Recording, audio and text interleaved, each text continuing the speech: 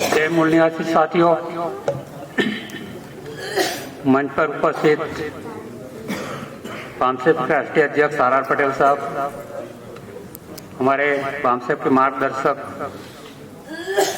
सुभाष चंद्र राम साहब, international coordinator बहल साहब और अन्य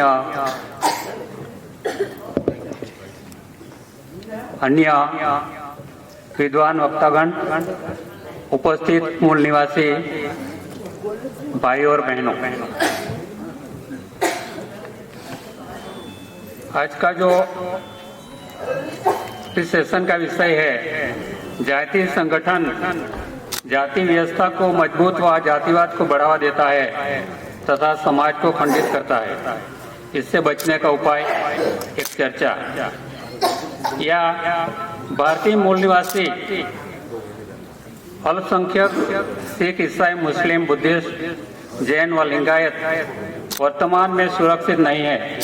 ये गंभीर समस्या है, एक चिंतन। तो साथियों, आज हमारे देश में पहले सत्र में जो चर्चा हुई कि आजादी का अमृत महोत्सव मनाया जा रहा है, तो क्या आजादी का अमृत महोत्सव में आज हमारे मूल निवासी लोग सुरक्षित है? आजादी के 75 साल के बाद भी अगर एक मूल निवासी बच्चा मटके से पानी पी लेता है तो उसकी हत्या कर देते हैं। एक नौजवान मूछें रखने पर उसकी हत्या हो जाती है, हत्या कर देते हैं। एक नौजवान आईपीएस की जब शादी होती है तो उसको बारात निकालते हैं तो घोड़े पे चढ़ने के लिए वो पुलिस का प्रोटेक्शन लेना पड़ता है। तो क्या ये आजादी है? और ये हम वर्तमान में हम लोग सुरक्षित है, मूल निवासी लोग सुरक्षित है? ये एक प्रश्नार्थ है। साथियों, आज देश में विकास के नाम पर बहुत सारी योजनाएं चल रही है। हमारे गुजरात की बात करें तो वहाँ भारतमाला प्रोजेक्ट, पार नर्मदा रिवर लिंक योजना, और इसकी वजह से बहुत सारे आदिवासी विस्थापित होने जा रहे हैं। आज भी वो सुरक्षित नहीं है। वहाँ एक स्टैच्यू ऑफ यूनिटी बना, वहाँ भी बहुत सारे लोग, आदिवासी लोग विस्थापित हुए और वहाँ भी आज तक उसको न्याय नहीं मिला है या मुआवजा नहीं मिला है। और आज भी हमारे मूल निवासी लोगों पर अन्याय और अत्याचार होता है। तो हमारे मूल निवासी लोग जब पुलिस स्टेशन जाते हैं एफआईआर करने के लिए तो एफआईआर भी नहीं ली जाती है। अगर कोई बार एफआईआर ली जाती है तो जो फरियादी होता है उसको भी आरोपी बना दिया जाता है। ऐसी सिचुएशन है। आज भी हमारे लोग वर्तमान में सुरक्षित नहीं है।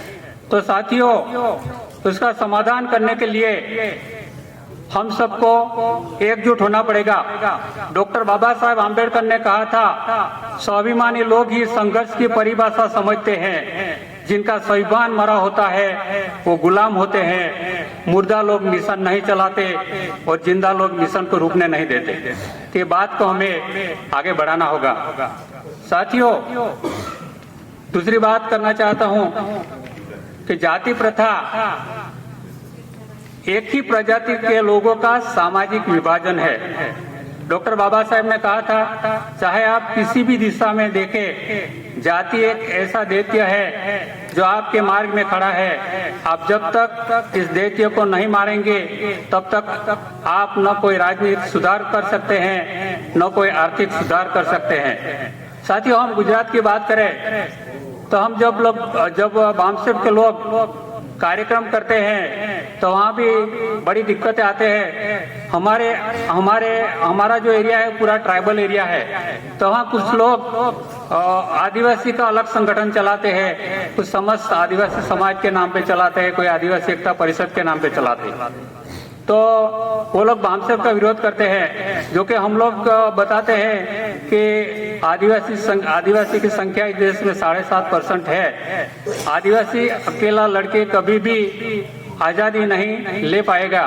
अगर आज़ादी लेनी है तो SC, ST, OBC और माइनॉरिटी को एकजुट होना होगा, तभी हम आज़ादी ले पाएंगे और हमारी जो समस्या है उसका समाधान हो सकेगा।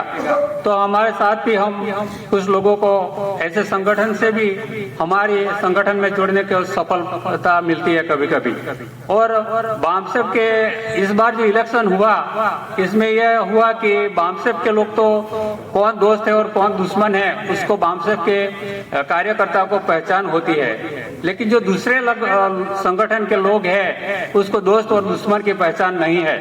तो इस बार जो विधानसभा का चुनाव हुआ, इसमें बहुत सारे संगठन के जो लीडर्स थे हमारे आदिवासी संगठन के, चाहे आदिवासी एकता परिषद हो, समस्त आदिवासी समाज के, तो पूरा ट्राइबल एरिया में उन लोगों ने उसको वो टिकट दिया और सब लोग वो चुनाव हार गए और एक दो के छोड़ के बाकी सब लोग चुनाव हार गए। तो अभी वो क्या है, वो जो संगठन आंदोलनकारी लोग थे वो अभी ब्राह्मणवादी पार्टी के से चुनाव लड़े और उसके गुलाम हो गए। तो हम लोग ये भी बात भी हम बताते हैं गांव-गांव जाके और हम प्रचार प्रसार करते हैं। तो ज्यादा न बोलते हुए मैं सभी को ये कहना चाहता हूँ कि जिसने संविधान की वजह से जो लोग आज सुखी संपन्न है, डॉक्टर बाबा साहेब ने 18 मार्च 1956 को आगरा की एक जाहिर सभा में कहा था कि मुझे पढ़े लिखे लोगों ने धोखा दिया है, जिसको मैंने पढ़ने और लिखने का मौका दिया उसी लोगों ने मुझे धोखा दिया। तो जो पढ़े लिखे लोग हैं, आज जो साधन संपन्न लोग हैं, वो अपना सामाजिक दायित्व अदा करेंगे क्योंकि किसी भी संगठन को चलाने के लिए